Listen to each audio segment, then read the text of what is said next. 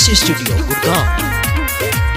हमरा से धूप दिया बाती न जोरी रउए बताई पूजा पाठ कैसे करी।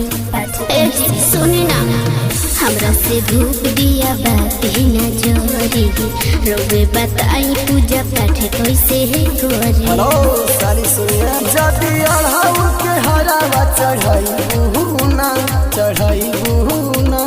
मैया के खुश करके जाइबू ना साली सुघर दुल्हावा तू पैबुना। मैया के खुश करके जाइबू ना साली सुघर दुल्हावा तू पैबुना।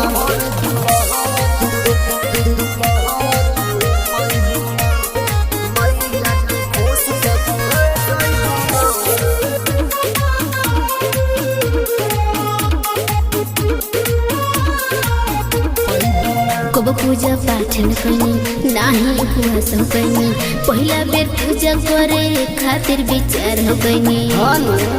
सही में साली मैया पे तोरा विश्वास हो, माई पूरा कर है तोहर आस हो।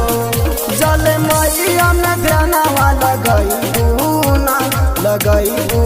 ना मैया के खुश करके जाइबू ना साली सुघर दुल्हावा तू पैबुना। मैया के खुश करके जाइबू ना साली सुघर दुल्हावा तू पैबुना।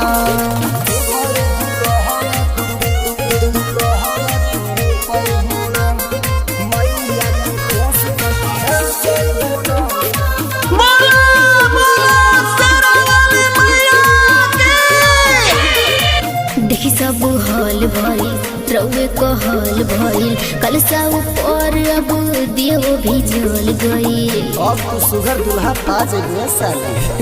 अंग सरे आके माना तू बात हो, रविंदर हरदम रहे तोहर साथ हो।